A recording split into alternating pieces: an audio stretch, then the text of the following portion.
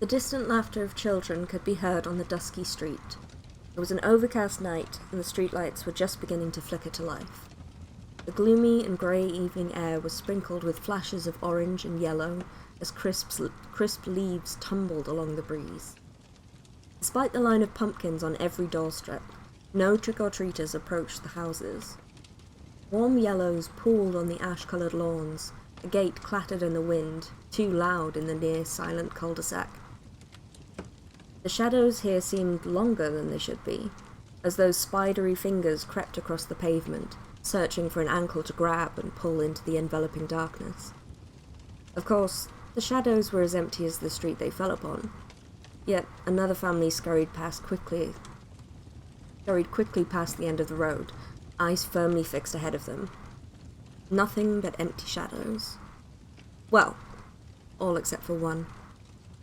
If anyone dared to stop and look, they might notice the utter blackness of one particular shadow, seemingly immune to the lights overhead.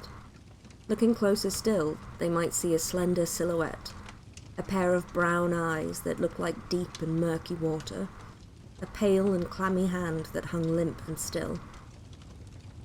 The sounds of hyper children gradually faded to silence, and the shadow began to move. It seemed to grow and stretch, before pulling apart into two distinct halves that clung to each other until finally snapping separate. The figure escaped the gloom, revealing a cascade of white hair, reminiscent of the spray of a waterfall as it billowed over her shoulder. Her skin looked like it had never seen sunlight, and she had a gaunt and waxy appearance. Her eyes were sunken deep in hollow cheeks, mouth a small, taut line. Pulling the high collar of her coat closer to her face, she began to walk out of the cul-de-sac. She almost seemed casual, but the way she moved was sort of serpentine, gliding across the pavements, footfalls making no sound.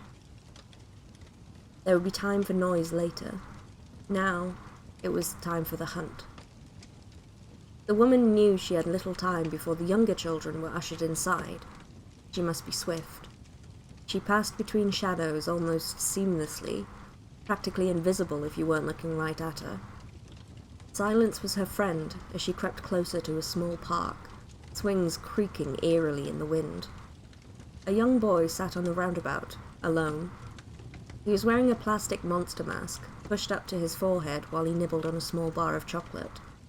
His pumpkin bucket of goodies sat beside him, wrappers twitching as the wind tried to steal them away. She did not know how many years it had been. She pondered it briefly as she stalked closer to her prey. He is occupied with his sweets, and does not notice as the air darkens, closing in around him. One night a year was never enough, though she had perfected the art of savouring this sweet moment, squeezing every drop of wicked joy she could from it. But it could not fulfill her forever. No matter how devious, how delicious, how depraved she became, she would never be satisfied. The boy didn't scream as she took him. Not yet. His eyes were wide and terrified, confused and surprised too. They never believed it could be them, who she would take. Not until it was too late. It was too easy, as her dark tendrils wrapped around his little body, slowly ingesting him into the darkness. She would play with him later, when they were alone. A horrific shriek pierced the night air, a mother, frantic and beginning to fear the worst as she called for her son. She approached the park too late, seeing nothing but a swirl of leaves and a dissipating shadow, which she'd later tell herself she imagined. The shadow took the boy home. He was obedient as she led him into a dark, empty room. Wallpaper peels from the top of the walls. Dirty brown and sickly grey are the only colours. A single wooden chair sits in the middle of the room, which the boy is easily persuaded into. No, it was never long enough, the woman muses to herself, as she inspects a large knife with a keen edge. She runs her thumb almost sensually over the blade. The skin on her thumb splits across the cold steel, but no blood wells into the wound. She seems lost in thought, eyes unfocused as she gazes into the open wound in her white flesh. A long moment of silence passes before, suddenly, she turns to him. Her mouth grows into a vicious and sharp grin, and the shadows seem to bubble with excitement, creeping up the walls until the room is consumed with black. But worry not, she told herself. We can play with this one for days. She can feast on the memories of her victims, their terror the only sustenance she needs.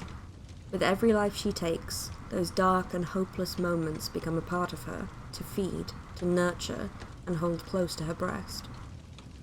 She is nothing if not an attentive mother. A year will pass in the blink of an eye.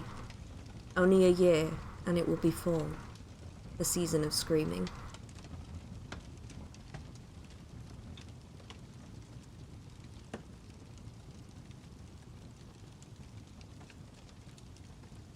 So, the prompt I got for that was just the sentence, "It will be fall, the season of screaming."